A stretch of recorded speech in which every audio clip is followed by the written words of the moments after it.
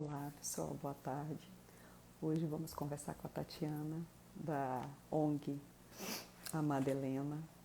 Vamos falar sobre vida após a morte, que há vida após a morte, né? Uma afirmação sobre nossas situações, nossos estados de enlutado. Sou a Dani, do projeto Conecta Afeto, um projeto que abraça essa parentalidade, a área de empreendedorismo. Então, enquanto a gente aguarda ela, vamos conversar um pouquinho, vamos retomar sobre o luto parental, vamos falar um pouquinho sobre as questões de perda gestacional, né? O quanto é um assunto dolorido, o quanto é invisibilizado. Só um minutinho que eu vou chamar a Tati. Aqui.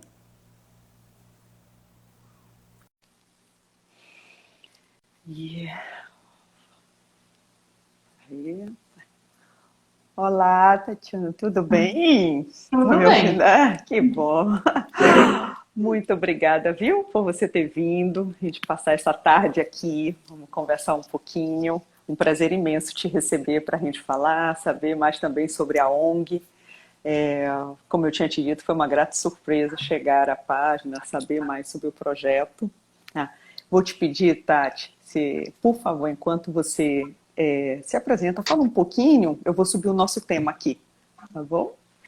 Tudo bem. E primeiramente, obrigado pelo convite, né? A gente sempre abordar um tema assim que é tão pouco falado socialmente é sempre muito importante. Então, obrigado pelo convite.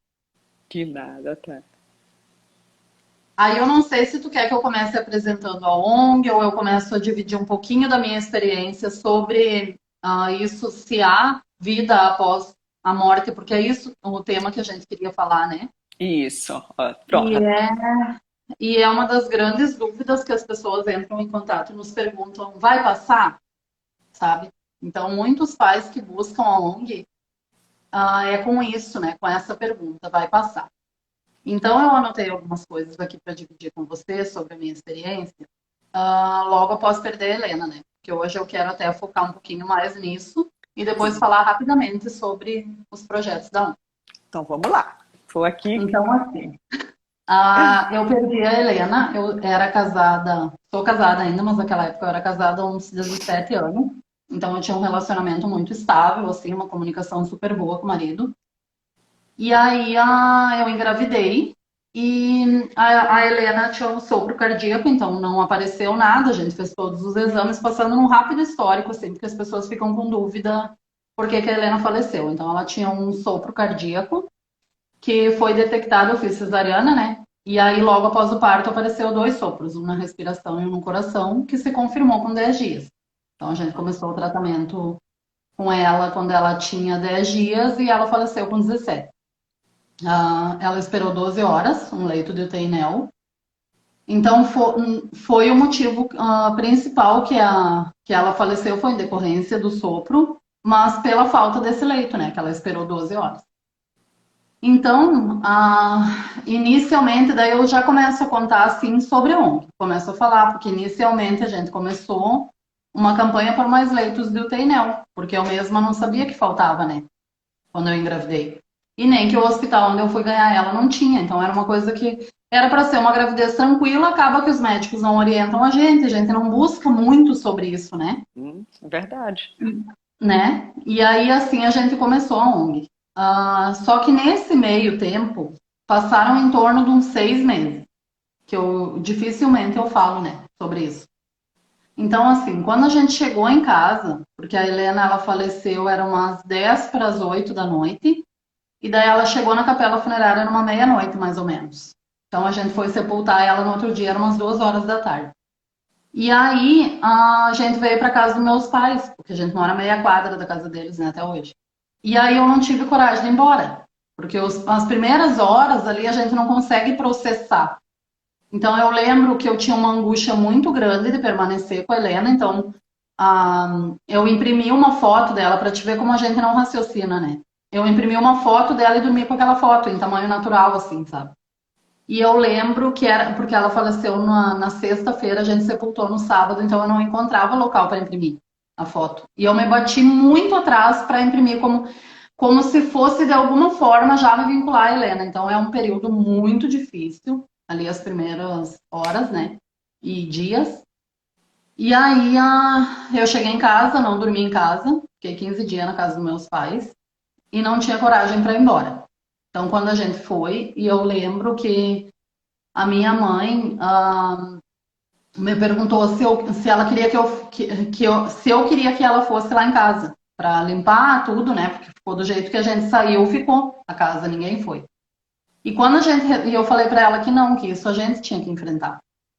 Então, quando eu fui até lá em casa, estava a fralda da Helena no lixeiro, do jeito que a gente saiu, 15 dias depois. Aí a gente arrumou tudo, eu e meu marido, guardamos as coisas dela, tudo foi muito sofrido, porque como eu falei, é um período que não tem como eu, enquanto ONG, com a responsabilidade que a gente tem do trabalho, dizer que vai ser leve de alguma forma, porque para mim, eu estou dividindo a minha experiência, né? Foi muito difícil e calculo que para a maioria dos pais seja. Aí nesse período de 15 dias, o pai e a mãe eles têm muita amizade aqui onde a gente mora, né? Os vizinhos vieram, porque as pessoas se solidarizam muito, né? Ninguém conhecia nós, fazia um mês que a gente morava aqui. E aí a gente fez uma roda de chimarrão, eu lembro assim nitidamente, bem grande, assim, a mãe fez pipoca, acho que devia ter umas 10 pessoas, 15 pessoas por aí. E aí eles estavam falando, conversando sobre um monte de assuntos, porque as pessoas querem trocar o assunto, né? De alguma forma elas acham que vai Vai, aliviar sabe? o sofrimento, né? E aí eu lembro que eu ficava conversando, que eu sorria assim para as pessoas, ou eu olhava, mas eu não ouvia nada do que elas estavam falando. Então, o tamanho é o impacto, só que tu só começa a ver quando tu começa a voltar, né? Sim. Na hora, assim, eu não conseguia ver tudo que eu vejo hoje, né? Sobre aquela época. E aí, nesse período, a gente enfrentou muitas coisas difíceis. Então, tudo as coisas da Helena, depois, quando eu engravidei. E nesse período que eu falo, não é só cronológico, é esse primeiro ano, os Ah, 2 anos ali, sabe? Porque tu lembra o que é ser inteiro. Então, tu quer aquela sensação de volta, daquela não dor, entendeu? E daí, esse processo de luto que eu já tô há 9 anos, né? Me reorganizando, não é que diminuiu a dor. Tu aprende a colocar ela de alguma forma ali na tua vida. Então, não é que diminui se eu disser, dói menos, não dói menos nem mais. Eu só aprendi a conviver. Tem um livro que eu li que é bem famoso da Cabana, que ele fala isso, que é um pano de fundo, digamos assim, tá sempre ali. Então, para mim é isso, eu aprendi a conviver, né? E aí eu lembro que quando foram levar as coisas da Helena, não fui eu que arrumei, eu não consegui, sabe? Eu já não conseguia encontrar força, eu estava grávida. Então eu não queria fazer o meu outro filho, porque tudo que a gente sente, eles sentem, né? Desde que eles são recém geram, assim. Então eu tinha aquele instinto de proteção, tenho, né? Eu tive um terceiro, né? Eu tenho esse instinto de proteção. Então, ao mesmo tempo que eu queria arrumar as coisas dela, eu separar, eu queria proteger meu segundo filho. Então, eu sabia que eu não podia. Aí uma das minhas irmãs arrumou e levou. E eu lembro quando estava saindo do carro, assim, como aquilo para mim foi horrível. Até eu citei num vídeo sobre isso. Que era uma coisa que eu deveria ter esperado e ter feito mais depois. Só que eu não sabia de nada do que eu sei hoje. Por isso que a gente bate tanto sobre informação. A informação ela não vai mudar o fato. Infelizmente, filhos morrem, seja adulto, bebê, gestacional. O que muda não é o fato. O que vai mudar é essa informação que a gente tem, né? E aí, eu visitei a conselheira tutelar, que fez a liminar de compra do leito da Helena, né? De leito para Helena. E aí ela me perguntou, como é que tu tá? Mas eu não sei, eu acho que foi uns 4 meses depois que eu perdi a Helena. E aí eu disse que eu tava muito ruim e tudo, né? E daí eu até na época tava lutando para pegar umas documentações da Helena no hospital e tudo. E aí ela me perguntou por que tu não cria um blog e vai colocando lá tudo que tu sente, compartilhando e falando com outros pais sobre a falta de leitos. Quem sabe tu consegue salvar a vida de um bebê. E aquilo me moveu de um jeito que eu dediquei. Bom, eu dedico minha vida até hoje, de alguma forma, a outros pais não viverem todo o abandono emocional que a gente viveu, eu e meu marido, né? Mas inicialmente era isso, mais leitos de UTI não. Então eu direcionei todo o meu amor e o meu foco para isso. Então quando eu falo sempre, o meu primeiro arco-íris não foi o Elano. O Elano eu engravidei um ano depois. Meu primeiro arco-íris foi a ONG. Se não fosse a ONG, eu não sei o que seria de mim. Então, mais uma vez, eu agradeço a Lidiângela. Eu sempre agradeço para ela, porque conselheiro tutelar não tem essa responsabilidade. E mesmo assim, ela me ligou para saber como é que eu estava, marcou uma visita. Então, isso, para mim, até hoje eu agradeço a ela. Se não fosse isso, eu não sei onde eu estaria. Né? E aí, eu lembro muito que eu tinha uma pressa de passar. Eu queria que tudo aquilo passasse, sabe? Queria retomar minha vida. Então, a gente sempre, nunca tivemos uma vida muito social, eu e meu marido. A gente nunca foi muito de sair em baladas, essas coisas, mas sempre fomos de viajar. Então, a gente viajou muito durante esse ano. E eu olho as fotos das viagens e eu tava sorrindo, eu e meu marido. Então, eu olhava, eu tava assim, a boca sorrindo, mas o olho era vazio, sabe? Quando eu olho para a foto, eu me lembro daquele vazio do primeiro ano, do quanto é difícil as primeiras datas, Dia das Mães, Natal. Então, e não é, o meu Natal não foi só o primeiro Natal. Sempre o Natal ele tem uma parte de melancolia junto, porque foi uma época que a gente se mudou para cá, eu me mudei grávida, com um monte de esperança, e um mês depois a Helena estava morta. Então, para mim, é uma época que eu entro num limbo, assim, no final de dezembro, isso que eu tenho um filho pequeno, então ele trouxe muita alegria, e eu sempre falo que quando as pessoas chegam e dizem tenha outro filho, muitas vezes não é por maldade. É porque eles trazem, o Elano me trouxe muita alegria, tanto que eu falo, amor, tu é meu raio de sol. Porque eu tava no escuro até ele nascer, sabe? Mesmo na gravidez, porque, como eu falei, não. Muita gente pensa, engravida do arco-íris, a gente se cura, tu não se cura. A dor permanece lá, o amor que eu tenho pela Helena permanece lá. Só que agora eu tenho motivos para querer viver, coisas que antes eu não tinha, né? E aí, lá no evento das mães, no Dia das Mães, já em 2015, então eu perdi ela em 2012, até 2015 eu lutava com tudo isso. Então eu não sabia como conversar com meu marido. Eu lembro que eu pegava as coisinhas dela e dizia, Giovanni, vem aqui, não sou só eu que sou mãe dela. Porque eu sentia aquela necessidade de compartilhar e ninguém queria falar comigo sobre. Porque pensavam que, ai, não deixa ela descansar, sabe essas coisas de antigamente?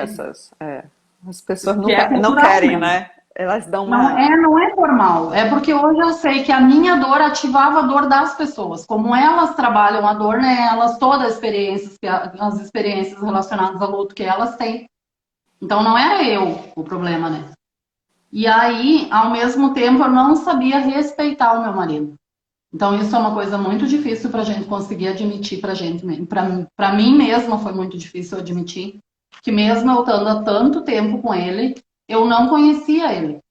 Entendeu? Eu não sabia o quanto aquilo era importante para ele, porque ele não tem o mesmo perfil que eu tenho. Eu gosto de falar, de dividir, as pessoas sabem se eu estou muito triste, se eu estou feliz. Eu não tenho vergonha. E para mim faz bem, e para ele não. E eu tenho que aprender a respeitar. Então hoje, com as doutoras falando, e na campanha de Dia dos Pais que eu li um texto, que eu me dei conta que eu fazia isso com o Giovanni. Cada vez que eu falava, Giovanni veio olhar um vídeo aqui, até hoje ele não olha vídeo da Helena. Era mexer naquela dor, né, o Tati? Que para Exatamente. você talvez fosse, vamos dizer, curativo, porque vai dissipando aquela dor, na verdade, para ele aumentava, né? Exatamente. E as pessoas não é só homem, porque homem seria clichê a gente falar. As pessoas têm formas diferentes de viver o luto, entendeu? E para Isso. ti começar a compreender isso, eu tô há 9 anos ouvindo pais, e para a gente conseguir compreender é muito difícil. Porque o mesmo pai que eu escuto falando que para ele é horrível ele ter perdido. Até não vou nem falar pai. Uma mãe veio aqui quando eu estava conversando com ela e ela me falou: Tu perdeu com 17 dias e eu que perdi com 23 anos. Então, mesmo pai e mãe que vivem a perda, eles não conseguem se posicionar muitas vezes no lugar do outro. Então, é muito difícil. Eu trabalho muito isso em mim para não julgar nem religião. Por exemplo, tem uma mãe que chegou e me falou: Olha, vai ser assim, assim, assim. A Helena está em tal lugar. Eu falei: Não. Ela falou: Essa é a verdade. Eu falei: Verdade é isso. A gente pode tocar. Isso aqui é uma verdade. O resto é fé. Então a gente precisa respeitar a fé das pessoas, respeitar as experiências, e é muito difícil, né? É um aprendizado. Eu vi E aí, uma, desculpa, Tati, eu vi não pode. uma postagem de vocês que até eu usei para enquete e é impressionante que eu fazia a pergunta exatamente de se você ouviu alguma vez, se conhece alguém que tenha passado, né, por um luto, e foi aberta ainda a pergunta, se você ouviu a frase do deixa a pessoa descansar, né? Para Uhum. de. E aí é impressionante que a grande maioria sim. Né? E uma das perguntas, uma das pessoas nos escreveu no direct disse o quanto aquilo era dolorido. Ela entendia que a pessoa quer um bem, mas ela inclusive ficava se perguntando porque aquilo não passava. Ela dizia que ela tem a Uhum. sensação daquele vazio imenso e fica, porque você está fazendo mal. Ela falou, aí você fica numa, piora o sentimento, porque... E eu já escutei isso de uma outra pessoa também, quando perdeu uma esposa, as pessoas ao lado falaram, não, mas olha, a vida continua, e aí chegaram e falaram assim, quando tentaram falar sobre ela, a pessoa chorou, e ele falou assim, a pessoa virou para ele e falou, não fique assim, você está segurando essa pessoa aqui. E eu lembro dela pegar e falar assim, mas eu não consigo fazer outro jeito. Será que agora eu estou fazendo mal? Né? A única coisa que eu consegui falar quando a pessoa desabafou foi, eu falei, não, respira, calma, cada coisa no seu tempo também, né? Você não pode controlar sentimentos. Não, e assim, a gente se culpa porque tu sabe que tu precisa ficar melhor. Não só por ti, mas pelas pessoas que te cercam. Porque, como eu falei, o resto é fé. Eu creio que a Helena está em algum lugar me vendo, se Deus quiser, iluminadíssima. Mas isso é o que eu acredito. Só que durante muito tempo eu me culpava porque eu falo muito dela. Entendeu? Muito, muito. Até agora, enquanto ONG, eu já consegui, porque é todo um trabalho, como eu falei, é todo um caminho. Porque além de presidente da ONG, eu sou uma mãe. Então eu ativava no começo, eu falava muito sobre a Helena, sobre a experiência com ela. Eu ia, por exemplo, em locais públicos aqui, como Câmara de Vereadores, pedia, solicitar alguma coisa dos vereadores e eu me emocionava enquanto mãe. E eu, em vários locais, e eu via muitas pessoas fazendo assim, ó, tipo, lá vem ela chorar de novo. Então aquilo foi me bloqueando. Tipo, Aham, então foi me bloqueando. Claro, porque é uma experiência muito dolorosa, né? Então hoje eu já consegui, eu sei o que eu posso acessar, até onde eu posso, e para lá eu não vou, entendeu? Para mais, porque eu tenho que me preservar. Para mim conseguir ajudar outros pais, eu preciso me preservar. E no começo eu não tinha essa consciência. Então eu acho que durante uns 5 anos eu achava que eu precisava enfrentar tudo. Então eu pensava, não, eu lembro nitidamente que numa das faculdades eu fui e falei: vocês podem perguntar o que vocês quiserem, por mais doloroso que seja. E alguém me fez uma pergunta que eu não me lembro qual foi, que foi muito dolorosa para mim responder. E eu respondi. Só que qual era a minha vontade? Não era me martirizar. É porque para mim, aquela era a oportunidade dos profissionais tirarem dúvida com os pais, porque na hora do atendimento eles não conseguem. Então ali para mim era a oportunidade, só que eu não entendia a quantia que aquilo me maltratava. E isso é um caminho para a gente conseguir entender até onde que a gente pode ir e até onde não pode. E não é que não pode, eu posso, mas eu posso não. ah, não abrir tanto para públicos, digamos assim. Eu posso com a minha família, com conhecidos que eu confie, por exemplo, mas eu não preciso abrir todos os sentimentos dolorosos sempre, sim. entendeu? Porque senão eu não vou suportar o meu trabalho, né? Tati, E aí, deixa eu só fazer um complemento. Tem duas colocações aqui, ó. A minha tia perdeu a filha com 22 anos. Indiquei a ONG para uhum, ela. E meu tio é como seu marido. Não fala, não quer ver, nada, né? É, se a gente entrar no mérito, talvez, de algumas questões, mas tem muito também umas questões culturais, né? Não digo que sejam só uhum, desses homens, seja o quanto eles sejam silenciados, né? Eu lembro muito, como eu te falei, desse casal, quando ele perdeu, ficou viúvo, eu me lembro que eu comentei, falei assim, muitas pessoas falam que você não quer ficar falando, né? Não quer uhum. conversar, não quer receber visita. E aí eu me lembro que ele falou assim para mim, mas para quê? Porque eu quero falar e as pessoas me silenciam, ninguém quer me ouvir. Todo mundo fala que eu tenho que sair, que eu tenho amigos, que eu tenho que a vida... Ele falou, eu não quero Ele falou, então eu prefiro não falar, sabe? Se E preservar. exatamente, eu achei impressionante, porque, não que impressionante, né? Não que admire, mas assim, uma perda, enfim, de um filho, né, do que a gente está tratando, a gente olha, a mãe sofre, você falou, mas tem aquele companheiro, e muitas vezes também tem um irmão mais velho, né? E aí eu Uhum, lembro, eu passei por uma perda, bem, mas eu estava com 10 semanas, a minha já foi uhum, invisibilizada, mas o meu sim. marido nem enxergaram. Ninguém. Eu me lembro das palavras dele, de ele não querer falar, e quando eu conversei com ele, eu só me lembro dele pegar e falar assim: para mim, as pessoas nem perguntam como eu me sinto. Ele falou assim. Também era um filho. Tipo, eu sou o pai. E ali eu Sim. enxerguei do tipo, se já não me enxergam, não enxergam ele, sabe? Porque. Eu estava escrevendo hoje uma justificativa de um projeto e dizia isso, que mostra a quantia que a gente ainda precisa caminhar, porque as pessoas chegam para o pai e perguntam como que tá a tua esposa depois da perda dela, que ela Exato. sofreu. Como se ele não Infeliz. tivesse sofrido, entendeu? Então essa é uma das coisas que a gente também precisa. E assim me falam, ai, mas mãe sofre mais, porque a gente gera, né? É igual eu falei, lá no cemitério tá um pedaço, literalmente um pedaço meu, não só um pedaço sentimental, mas um pedaço do meu corpo, porque afinal é o corpo da gente que gera um filho, né? Só que não Sim. é uma medida de mais ou menos. Sofrimento não se mede, e isso a gente precisa entender lá no fundo da gente. Porque o pai ele vai sofrer enquanto pai e a mãe vai sofrer enquanto mãe. Então é uma coisa muito difícil da gente conseguir entender que não precisa medir, sabe? E o homem, por si só, ele já tem aquele papel de suporte. Ele acha que ele precisa ser o suporte.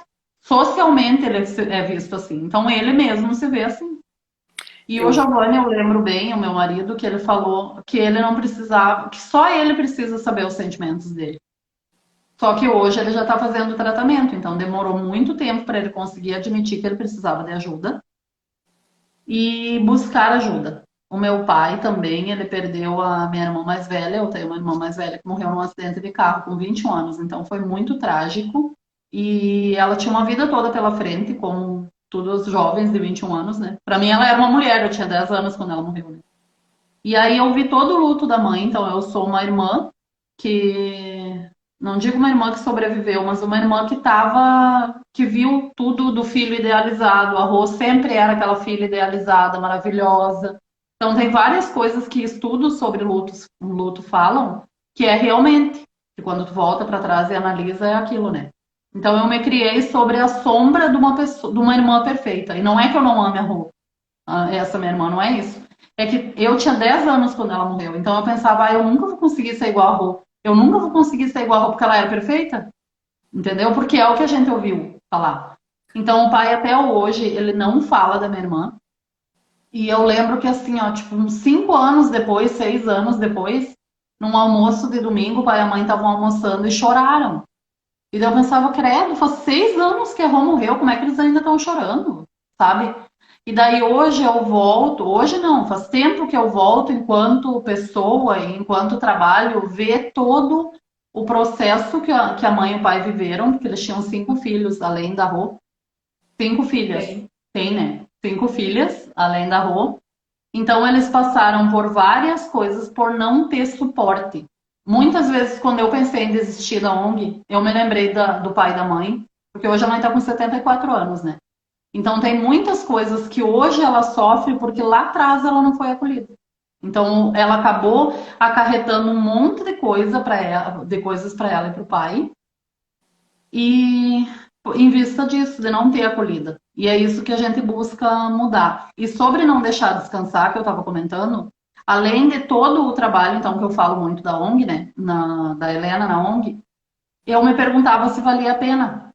Então, olha o ponto que chega de eu me perguntar se valia a pena um trabalho social de acolhida a outros pais porque eu estava maltratando minha filha. Então, tu vai amadurecendo, aquilo me maltratou muito porque eu pensava, adianta eu ajudar outras pessoas se eu estou tirando a luz da Helena? Então, isso é quase uma meditação. Tu tem que parar, raciocinar, pensar muito lá no fundo sobre o que tu acredita, o que tu sente, o que tu quer fazer, para daí tu conseguir entender essas questões. Na realidade, a gente precisa se conhecer muito mais do que conhecer outras pessoas. Então, o que as outras pessoas falam pra gente, a gente precisa analisar dentro, a gente se conhecer. Então, o Sim. processo de luto é um processo de descoberta da gente mesmo. Tati, até pegar o que a Liliane colocou, né? Ela disse que tem 10 dias hoje que perdeu o anjinho. Estava de 22 semanas. Ela não consegue Nossa, dormir e parar de mesmo. chorar. É um processo. Ontem a gente até conversou, e o luto não deixa de ser um encerramento de ciclo e uma despedida Uhum. daquela que nós, né, fomos. Você estava falando sobre irmã. Quando eu perdi o meu, eu estava de 10 semanas. E eu já tinha uma mais velha, né? Uhum. E houve todo o processo, não passei por o processo de curetagem, nada, passou pela expulsão. Então teve toda aquela dor e a minha pequena estava próxima num quarto. E eu me lembro que Sim. depois dali eu fui para atendimento, tal, tal. E eu me lembro que o que foi o vazio, e são esses sonhos, em o que você imagina, não tem como. Eu sempre falo isso quando eu converso com alguém que a pessoa fala, não idealiza. Eu falei, gente, mas é da natureza, você passa a elaborar um sonho, Normal. né? Eu acho né? normal. E, Né? e aí eu lembro de um dia que eu estava num vazio, as pessoas invisibilizaram. É sempre aquela frase, eu falo padrão, de mas você é nova, tem outro. Você nem acaba de Uhum. um e você tá com a cabeça, como você falou, no automático. E eu lembro da minha mais velha chegar para mim e dizer assim: mamãe, a gente tem um nome, a Amanda. Ela falou: mamãe, a Amanda, ela foi porque ela precisava ir, mas eu tô aqui. E eu me lembro que Uhum. aquilo me fez acordar e chamar pro presente, sabe? E doeu de uma forma, e eu fiquei olhando, eu me lembro que eu só conseguia chorar. Ela me abraçou, ela falou assim: eu tô aqui, eu sei que tá sofrendo, mãe, mas eu tô aqui, ela precisou ir. Ela falou comigo. E aí abraçou, tá? Depois, engravidei do meu caçulinha. E é uma gravidez que eu falo que não é só uma gravidez que você respira quando você consegue, né? Mas Uhum. é uma gravidez também de medo. Você passa a ser um medo porque eu vejo a comparação de tudo que possa acontecer. E numa das noites ela também, eu digo, ela me enxergou como outras pessoas não enxergaram. Ela enxergou um dia, uma noite que eu estava lá meio triste, chorando, desabafando, ela virou para mim e falou assim: "Você tá com medo, né, mamãe, de perder também o Murilo, né?" Aí eu falei: "Estou", né? Porque literalmente foi assim, enquanto, desculpa, deixa eu trocar o carregador, parece que tá Acabou a é, bateria. vai caindo a bateria, vou trocar o carregador. Enquanto Tá. dela era algo que foi sendo tranquilo, em paz, dele era sempre regado ao medo em volta, Aham. né? E aí eu sempre falo que as pessoas ficam dizendo sobre, você tem outro, não necessariamente, você passa todo um processo até que você consiga lidar com aquilo também. Sim. E assim, o Elano, ele veio, porque eu tenho o Elano e o Hector, né? Depois da Helena. Sim. Então, eu lembro que quando eu tava grávida do Elano, não me lembro que época, assim, alguém me presenteou com o livro Meus Desacontecimentos, que é da Elaine Brum, que é uma, igual eu, uma irmã que ficou e a irmã dela morreu.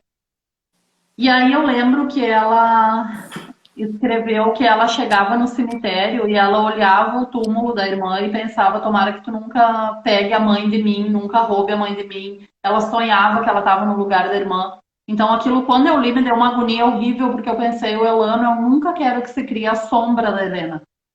Porque para ti, tinha alguém esperando, entendeu? Porque além de tu ter que trabalhar a perda em ti, tu tem que trabalhar na tua filha, tu teve que trabalhar com a tua filha, entendeu? Porque ela estava esperando junto. Então, são partes muito difíceis, por isso que a gente precisa tanto falar, falar, falar, falar, porque tem tanta experiência e a gente se vê sozinho, entendeu? Sem muita orientação. O Elano, uma vez, porque teve várias coisas aconteceram. O Elano está com 7 anos, então, ao longo desse tempo, a foto da Helena ela tá no móvel onde tem a foto do Elano. Então, meu pequeno está com 1 aninho, ele vai e aponta, eu digo, a Mana, o Mano. Então, é uma coisa muito natural a gente falar da Helena. E automaticamente eles sabem, o pequeno ainda não entende, mas o grande já sabe que ela está morta. Então, ele fala, morreu o gatinho dele, ele falou, tá lá com a Mana, ela está no céu. tem várias coisas que ele falou durante esse período de 7 anos que dói muito para a gente conseguir explicar para uma criança, né? Conseguir explicar coisas que nem a gente conseguiu trabalhar na gente ainda, ou nem a gente sabe. Por exemplo, esses dias, que eu acho que foi uma das piores perguntas que o Elano já me fez. Ele disse, mãe, tu sabe como é que a Mana tá lá no cemitério? Eu falei, não, não sei. Mas tu pensa? Eu falei, não. Só um minutinho. Daí eu falei, não, eu não penso. Tá, mas daí ela não tá igual ao Quindim? Porque daí o Quindim, que é o gatinho dele, já não enterrou. E daí ele ficou muito preocupado que a gente não enterrou, né? Ah, o que aconteceu? Não sei o quê. Daí ele disse, ela deve estar só os ossinhos, né, mãe? Então, pra mim, na hora, eu tentei tratar como uma coisa, assim, não me desestabilizar frente a uma criança de 7 anos, né? Mas foi muito difícil. Então eu falei pra ele, Elana, a mãe vai lá, que é o que acontece. Eu falei, a mãe vai lá no cemitério, eu rezo, porque a Mana não tá lá. Na realidade, a vinculação física que eu tinha com a Helena tá lá, que eu tenho, né, com a Helena, tá lá. Mas pra mim, a Helena não tá lá. Nunca teve, na realidade, né? E aí, explicar isso para a criança e tantas outras dúvidas que eles têm sobre isso. Então, são coisas que a gente precisa trabalhar enquanto sociedade para a gente conseguir apoiar não só a gente que viveu isso, e tu precisa estar com o teu filho, explicar, estar com o teu marido, estar no dia a dia, porque o luto ele não para e fica só no cemitério. As pessoas pensam assim, o luto ele tá só no velório, ele tá só no cemitério, né? Pensam que a gente para e deixa lá guardado, e quando tu vai no cemitério tu pega, e daí tu vai lembrar que tu tá de luto, que tu tá elaborando, que tu tá organizando, e não é assim. Ele tá inserido dentro da vida, ele tá quando tu vai para o trabalho, ele está no como as pessoas reagem contigo a partir daquilo. Ele está nas tuas amizades, na tua vida social, quando tu vai num restaurante, tu não sabe o que conversar com as pessoas após a perda. Ele está na escola, quando os coleguinhas do teu filho falam. Porque, por exemplo, a prof perguntou para o Elano, ano passado, todo mundo sabia, né, do que tinha acontecido, porque conhecem a gente na escola. Então sabem que ele tem uma irmã que morreu. E daí, quando chegou a hora de perguntar, estavam falando sobre irmão. Daí, o meu irmão tem tantos anos, trabalha não sei aonde, faz não sei o quê, a minha irmãzinha mais nova e tal e tal coisa. Quando chegou na hora dele, ele falou, eu tenho uma irmã. Só. E a prof pulou pro próximo. Então ela sabia que ele ia falar, minha irmã que tá morta, ia surgir um assunto, porque criança surge, eles vão, que é lindo, né? A naturalidade que eles tratam tudo.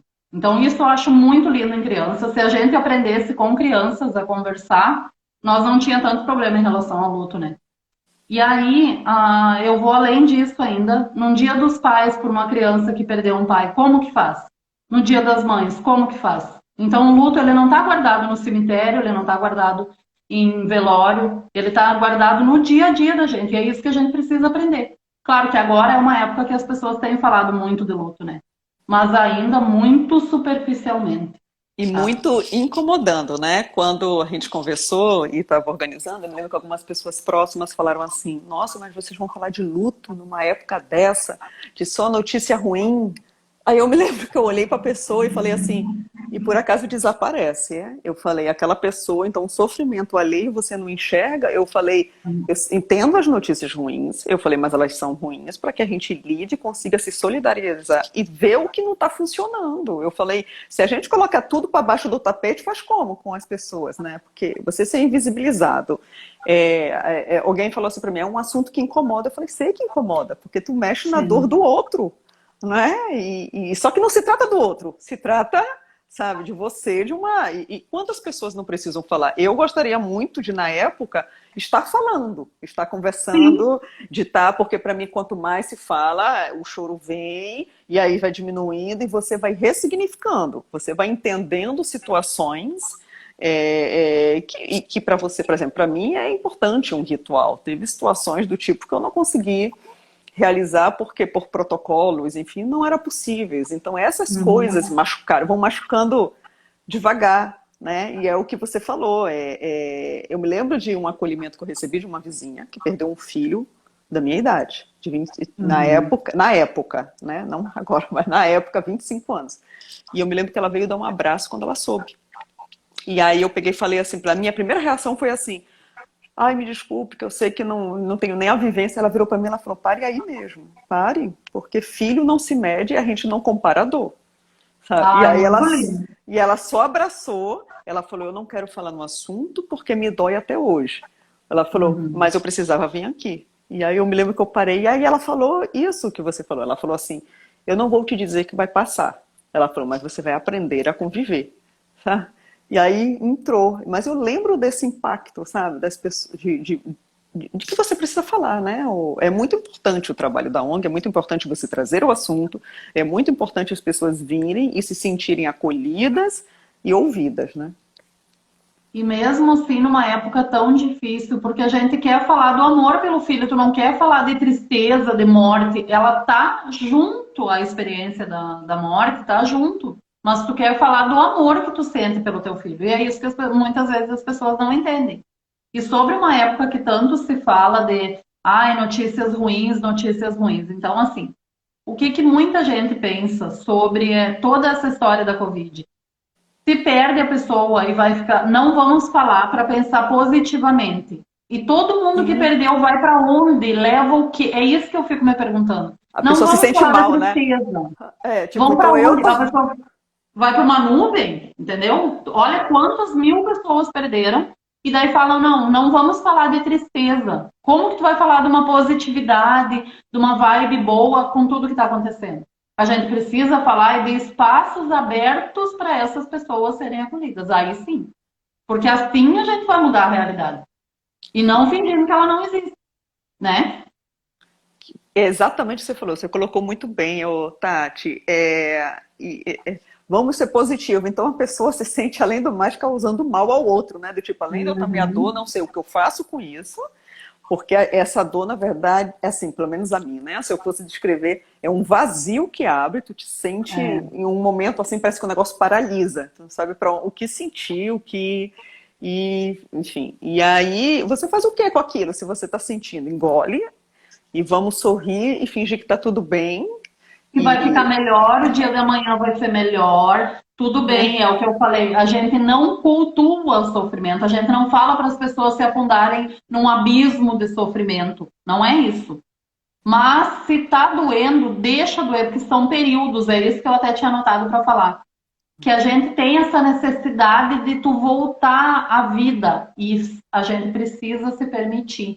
Quanto antes tu conseguir se permitir, e quando eu falo se permitir, não é se permitir chorar, é se permitir trabalhar aquilo dentro de ti, porque eu não conseguia, por exemplo, eu fui pegar as coisas da Helena sem chorar, lembrando, tipo, lembrança de maternidade, uns brinquinhos dela, alguma coisa, eu acho que uns 4 ou 5 anos depois. Só que logo que eu perdi, eu pensava, não, em um ano eu vou estar bem, eu vou estar melhor. E as pessoas, a tua cerca, elas te cobram isso, mas é velado, não é que elas falam que tu precisa ficar melhor. Elas ficam, ai, vamos viajar para não sei onde, vamos fazer tal coisa, ai, porque Você tem, muda o entendeu? pensamento, pensar em outra coisa. E às vezes eu fico, mas Aham, eu quero e pensar nisso. voltar, É. e voltar a girar. Não é por mal, é porque as pessoas querem o bem da gente, na realidade. Eu acredito que a maioria não seja por mal. Só que, ao mesmo tempo, é o que eu falo da dificuldade. Por que que a gente precisa tanto de trabalhos que tragam orientação, informação? E tem muito trabalho de 20, 30 anos no Brasil já, igual a Redeap, que trabalha há 20 anos.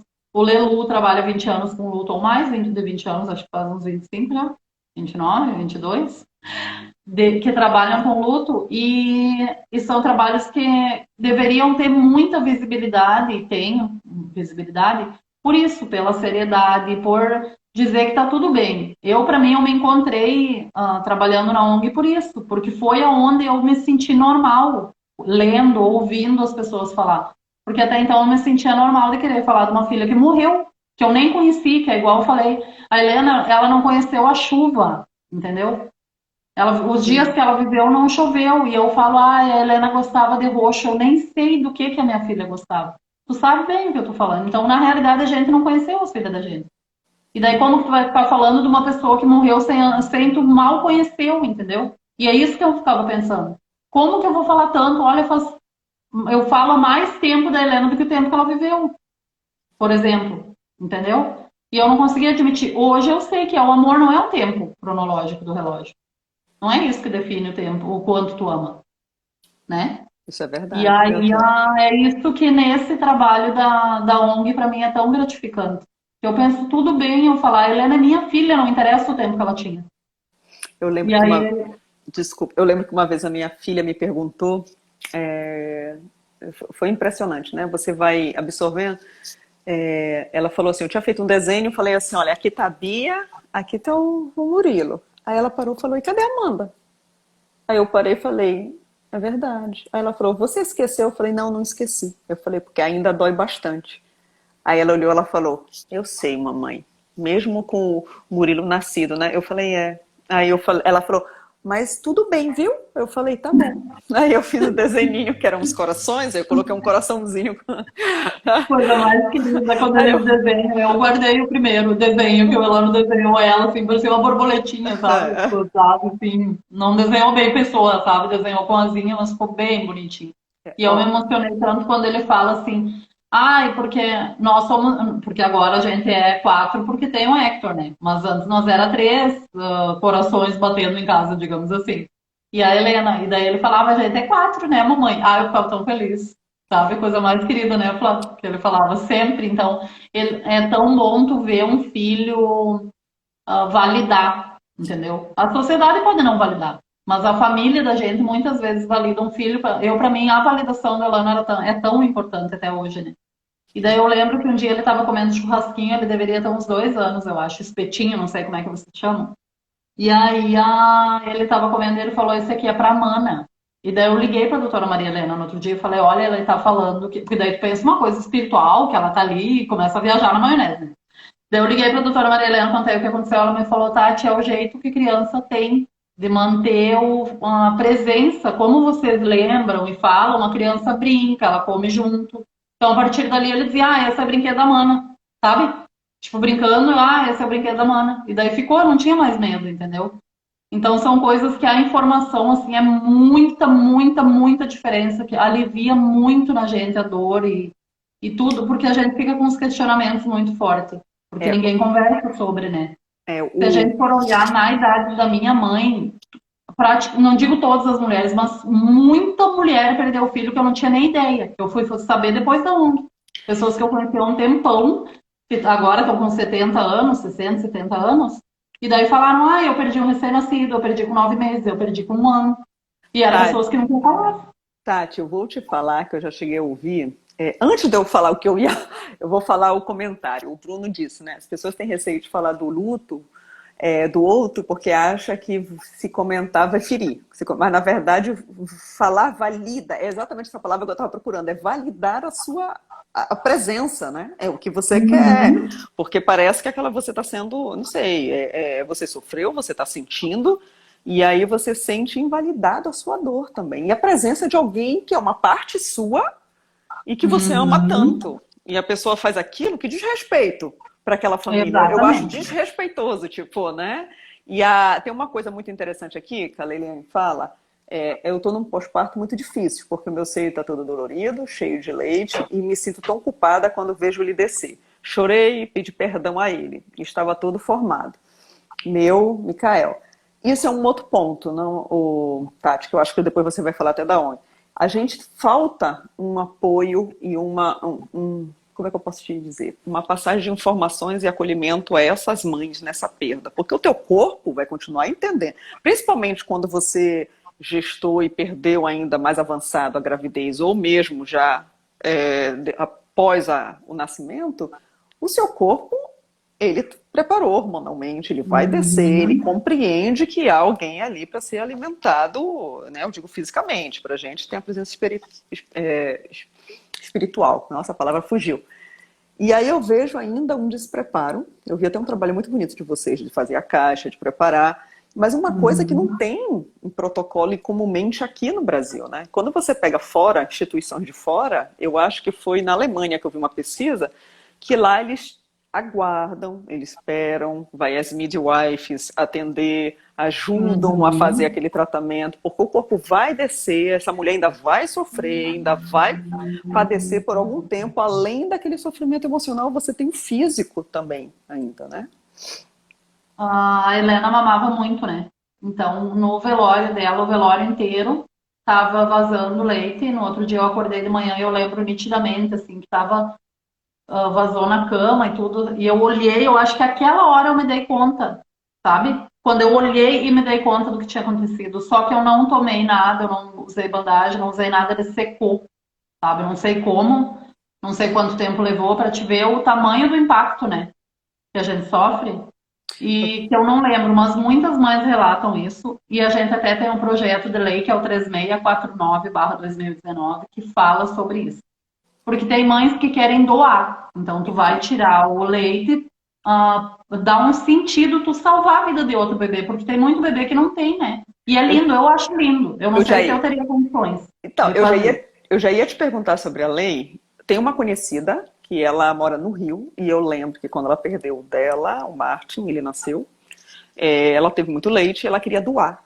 E foi um Uhum. verdadeiro campo de guerra para ela doar, porque não aceitavam leite. E ela queria que explicasse um porquê que era um leite viável. E eu me lembro que entrou, movimentou, fez umas ações e passaram a aceitar, porque você iria, enfim, né? Você vai pasteurizar, vai fazer várias questões. E ela Uhum. dizia que para ela era muito representativo. Ela sentia Sim, ali, e eu falei, imagino que seja, porque você se sente que, enfim, né, você está ajudando outros bebês. É o que eu digo, eu também não sei se eu exatamente. conseguiria, porque eu não cheguei a gerar o leite, mas, assim, o Uhum. suficiente, que era muito cedo. Mas e quando você Sim. tem o suficiente, né? Por que não aceitar? Eu não sei por que esse protocolo ou esse preconceito. É que, na realidade, eles alegam que é o sofrimento psíquico da mulher, entendeu? Não é o leite em si o problema. É porque vincula ao bebê. Então, tu vai estar tirando e o corpo vai estar produzindo. Então, é isso que eles alegam. O sofrimento psíquico que a mulher sofre. Só que aí tem a nossa escolha, enquanto mãe, Sim, e sim. tem o significado que a gente dá para aquilo. Então, não é que seja obrigatório a mãe doar, mas que nesse projeto de lei ele fala da opção de doar.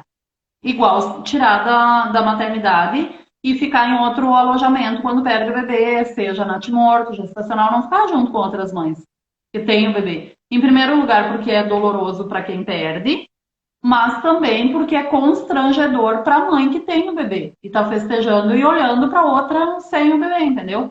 Então é constrangedor para ambas as partes, doloroso, muito doloroso para a mãe.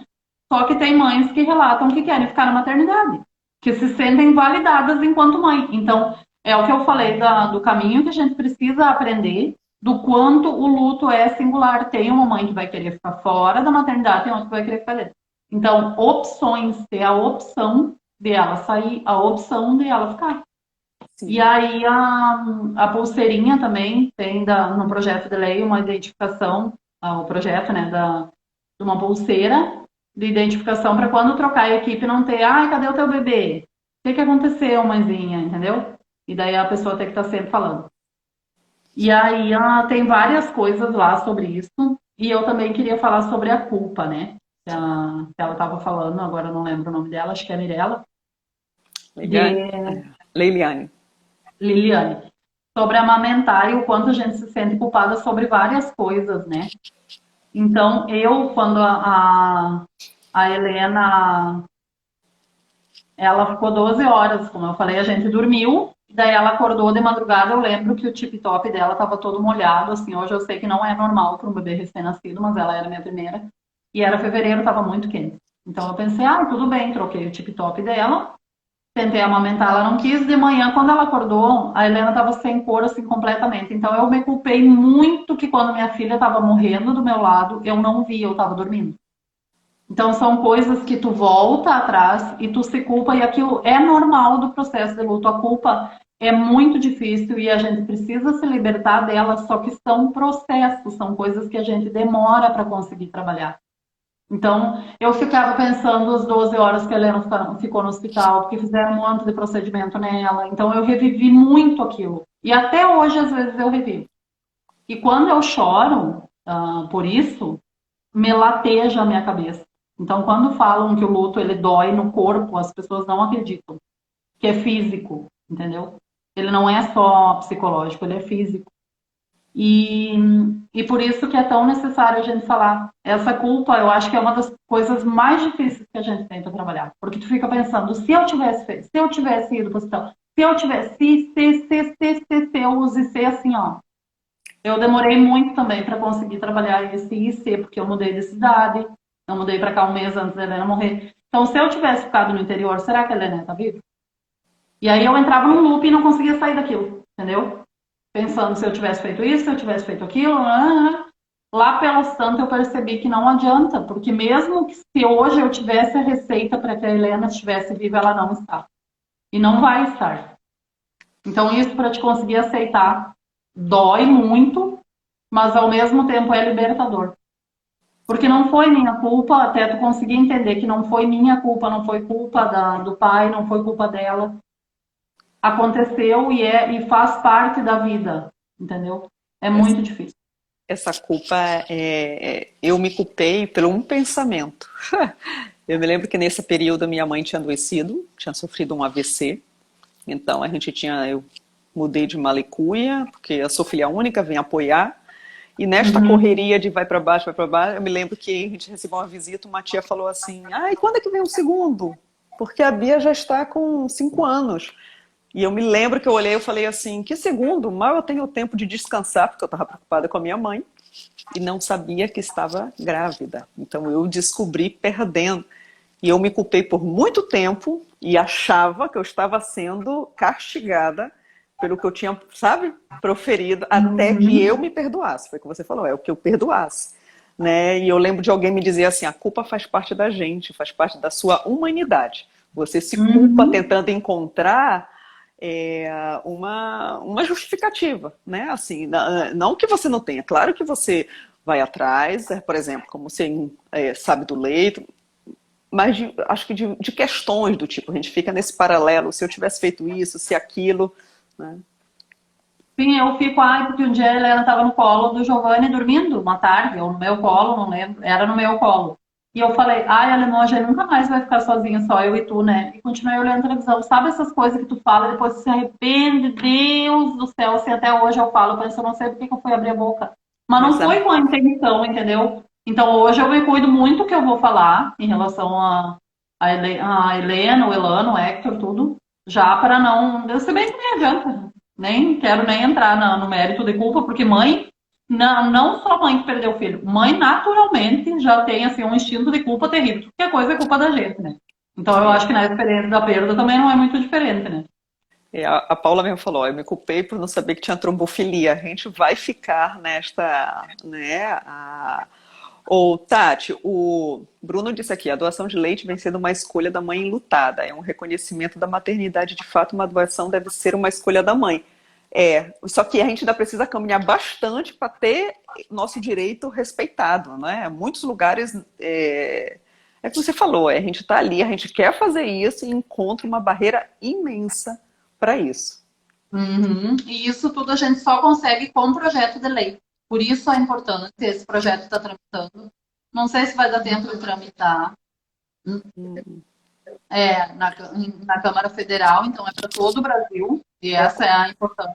qual é o número, Tati? Qual é o projeto? 36, PL 3649/2019. E ele Tá. está tramitando ainda. Não sei se vai dar tempo, porque são muitas comissões que ele tem que tramitar. E eu anotei uma coisa aqui para finalizar, que a Flávia me falou que está terminando o tempo, Ah, meu Deus, que tá é, bom. que é a pergunta. Também a gente fala, é que é um assunto que tem muito o que conversar, né? É. Ah, que é a vida após a morte. Essa seria a afirmação, porque era o título da live lá, né? Que é a vida de quem fica, dos pais, dos irmãos, dos avós e de quem foi impactado por essa perda, porque profissionais de saúde também são de alguma forma impactados, né, pela perda. E que a gente São. precisa aprender a apoiar, que o diferencial está nisso, aprender a apoiar e acolher. Sim, a gente precisa, viu? Tati, eu quero te agradecer muito por você ter vindo, falar mais um pouquinho, que a gente possa ainda conversar mais, saber mais, que a gente Uhum. possa apoiar, divulgar mais, tanto lei como o projeto, como eu te falei, da própria ONG, de tudo que a gente pode tentar melhorar, porque eu vejo que a gente tem muito que fazer, tem que começar sempre de um lugar e aí a gente ir ampliando, né, e ir debatendo mais, viu? Muito obrigada por ter trazido tanto ter essa tarde ter sido de troca. Eu digo que eu sempre fico com o coração mais... A gente vai falando de um assunto delicado, alguns momentos você vai se emocionando, mas você vai ficando mais aliviado, né? Uhum. E se fortalecendo, né? Porque vai criando uma rede. Então, isso que é o tão legal dessas trocas que a gente faz. É criar uma rede, tá tudo bem, a gente fica triste por perder um filho. Quem não ficaria, né? Triste de perder alguém que ama. Então, isso que é tão importante, essa rede, essa acolhida. E quero fazer uma propagandinha da cartilha, que acabou que eu não falei do trabalho da ONG, que a gente se estendeu de outras coisas. E tem trabalhos tão lindos, modéstia à parte, tem projetos tão lindos e tão importantes. E essa cartilha é um deles, porque ela fala de uma forma muito simples sobre várias coisas que a gente sente. Ela é gratuita e tem em formato de e-book na nossa página no Instagram. Tá? Aí outro dia eu posso vir falar um pouquinho sobre os projetos da ONG, que a gente tem grupo de apoio para profissionais, tem grupo de apoio para pais, tem muita coisa legal, tá? Então vamos. Então, obrigado por essa tarde de troca e pelo convite tão importante, né, da gente debater isso. E um abração para todo mundo que acompanhou. Isso, obrigada, gente. Obrigada, Tati. Com certeza a gente vai falar mais. Vou lhe receber outras vezes. Obrigada, viu, pelo carinho e a todo mundo. E a gente vai se falando para a gente conversar, mover e apoiar também, né? Para conseguirmos ir andando, tá bom? Obrigada, viu? Muito bom. Bom final de semana. Bom, tchau.